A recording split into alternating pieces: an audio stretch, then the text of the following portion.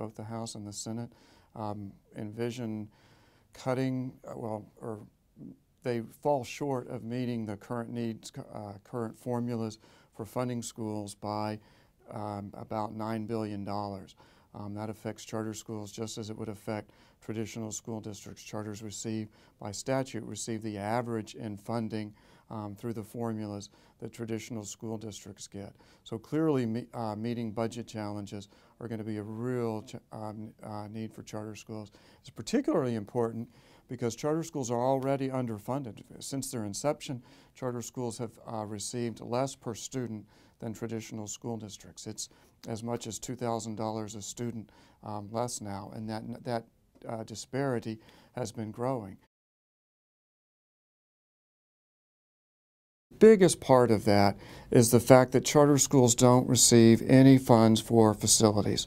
Traditional school districts have a tax base. They levy INS taxes specifically for construction and debt payments for meeting facilities needs. Charter schools don't have that INS tax base.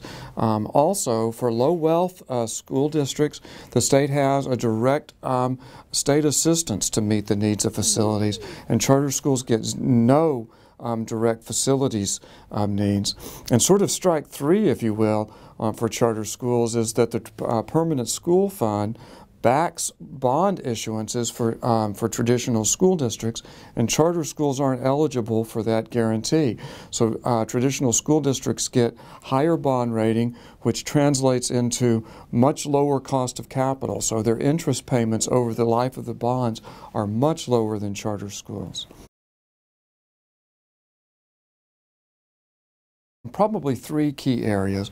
One is that permanent school fund guarantee. We think legislation will be introduced that would extend that guarantee to charters who meet certain financial criteria, and we think that's critical.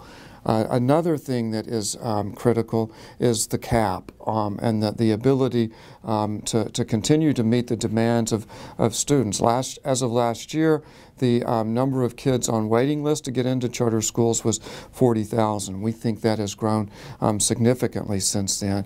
And so the cap and the ability for charter schools to replicate and meet those needs, we think is critical. Senate Bill 127 by Senator Patrick would allow for the State Board of Education to introduce, to authorize 10 new charter schools a year.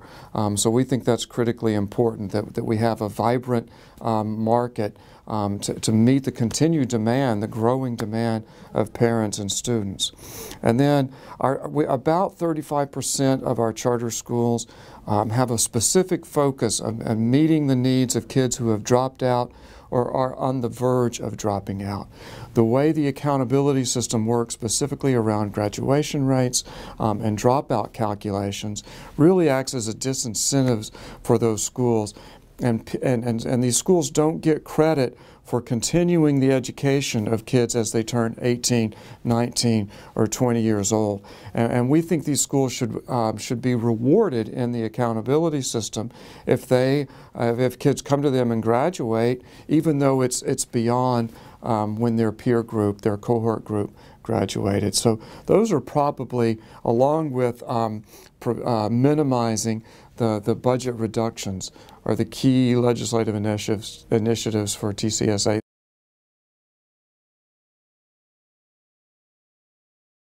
It's really a matter of looking for opportunities to create win-wins, so that it's in the district's interest to enter into this partnership and in the charter school's interest. So typically, frequently, what the big thing that the districts have to offer is space, right? So especially for some of these urban school districts, as they're contracting population, they've got unutilized or underutilized space. So we really advise the charter schools to think creatively about what they can do to bring to the district, to provide some concrete advantages to the school districts, so that they'll offer this space at no or low lease arrangements.